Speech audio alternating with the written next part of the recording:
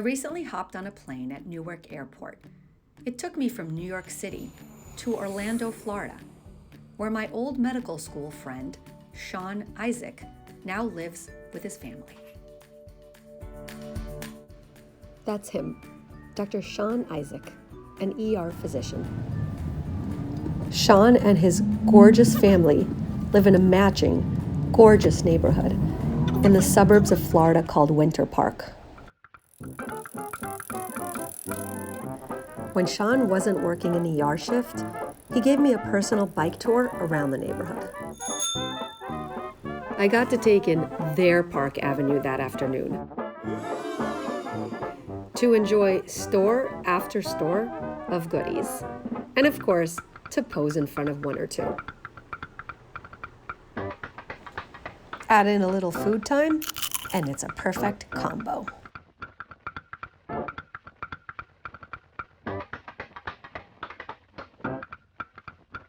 We chatted over a bowl of oatmeal filled with fruits, an Israeli-style shakshuka, which is an egg and tomato combination, delicious, and sipped on a latte made of 2 super cool ingredients. But I'd like to focus my attention now on the other Isaac family member, and that's Sean's wife, Rita.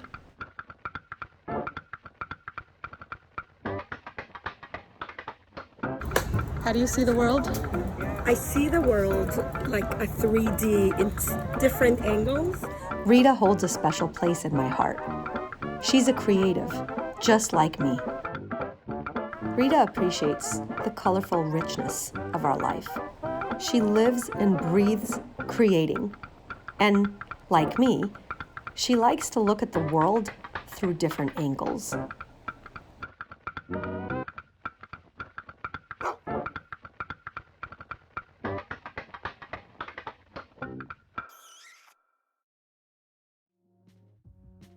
So I'm here in Florida actually to give a talk at a healthcare conference. The topic is healthcare social media. And this after years of my dabbling online and forming a group called SoMeDocs, Doctors on Social Media, and just finding it super interesting as a powerful tool of communication, especially where our children are concerned. What fascinates me is just how they can take on the online world without getting sucked into all of the negativity. And it always fascinates me to hear how others around me feel about it too. You get the wrong attention. That's Rita again. I love incorporating my friends into my work and seeing just how they feel about these issues, because it affects us all. Interesting. So what effect do you feel like it has on your child? Well, first of all, the competition. It puts you in a category of this is what's cool now. Mm-hmm. Instead of thinking outside of the box where we used to. Mm-hmm.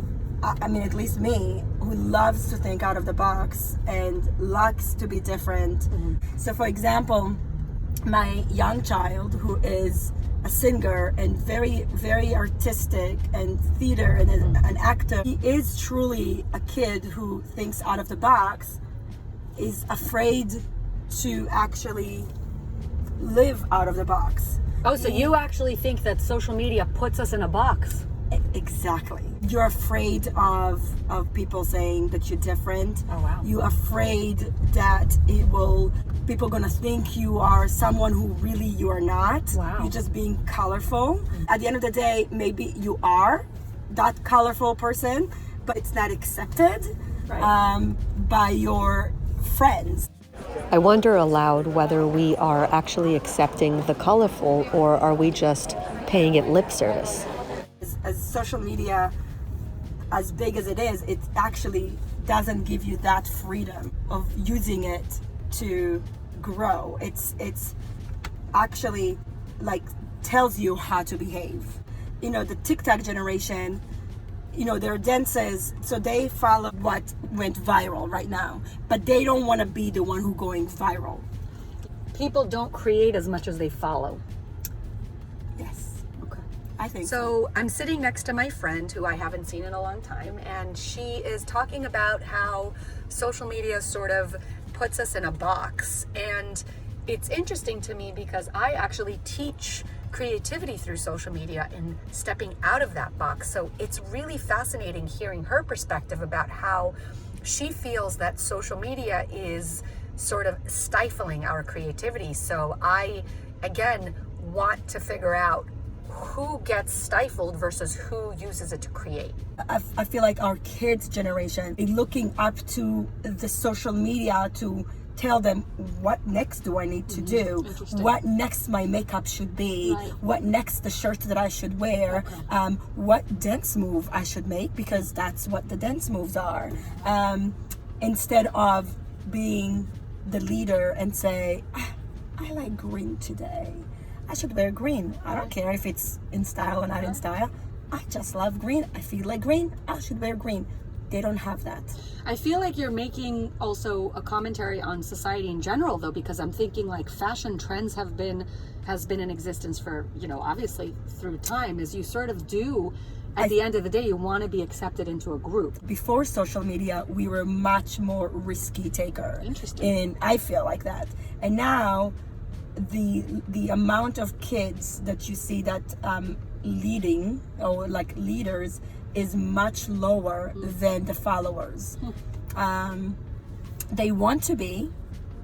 The kids want to be famous, but they want to be famous for following somebody else's famous. They scared to just stand up on their own and say, I am who I am and I love green today. Right. And I'll have everybody else follow me today. I never actually thought of it that way, so I have Rita to thank for that new perspective on social media used by our younger generation. But I'd love to hear from you too. Do you think that our younger generation is stifled by social media? Or do you think that it promotes thinking out of the box? And then another question, as the older generation, how can we make sure that they do less emulating and more leading? A really great question to pose out there on what else?